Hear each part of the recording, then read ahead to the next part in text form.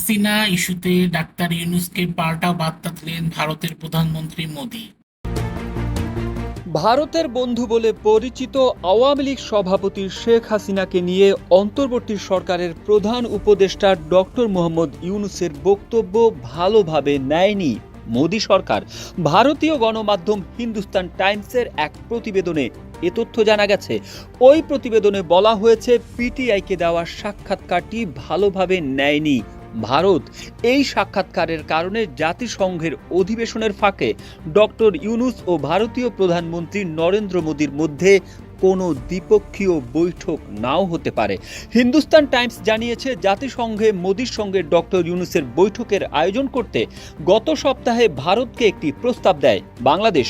এ নিয়ে এখনও ভারত থেকে কোনো আনুষ্ঠানিক জবাব আসেনি, কারণ নিউ ইয়র্কে মোদীর দ্বিপক্ষীয় বৈঠকের বিষয়টি এখনও চূড়ান্ত করা হয়নি। পিটিআইকে দেওয়া সাক্ষাৎকারে প্রধান উপদেষ্টা ডক্টর মোহাম্মদ ইউনূস সীমান্ত হত্যা, তিস্তার পানি বন্টন, আওয়ামী সরকারের প্রধানমন্ত্রী শেখ হাসিনা সহ নানা ইস্যুতে কথা বলেছিলেন।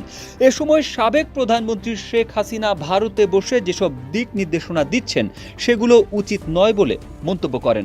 প্রত্যর্পণের অনুরোধ জানানোর আগ পর্যন্ত শেখ হাসিনাকে চুপ থাকার আহ্বান জানান তিনি। শেখ হাসিনাকে নিয়ে তার বার্তা ছিল দেশ ছেড়ে পালিয়ে যাওয়া সাবেক প্রধানমন্ত্রীর রাজনৈতিক বক্তব্য বিবৃতিকে অবন্ধুসুলভ আচরণ। তিনি বাংলাদেশে প্রত্যর্পণ না করা পর্যন্ত ভারতে অবস্থানরত হাসিনাকে চুপ থাকারও পরামর্শ দেন।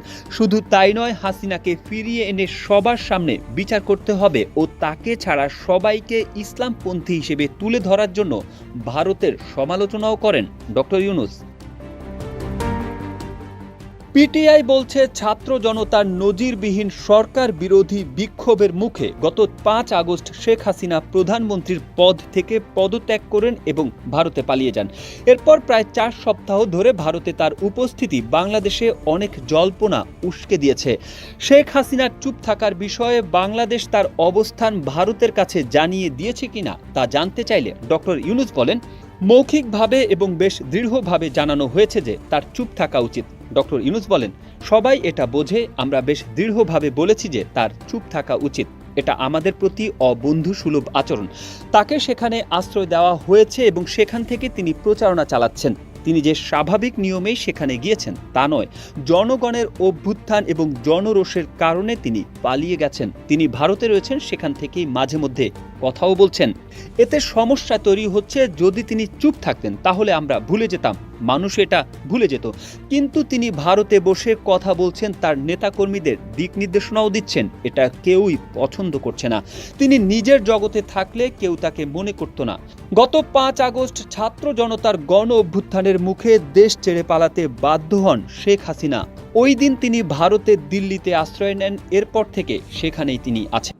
দেশে ফিরিয়ে শেখ হাসিনার বিচার করতে হবে বলে জানিয়েছেন ডাক্তার মোহাম্মদ ইউনূস।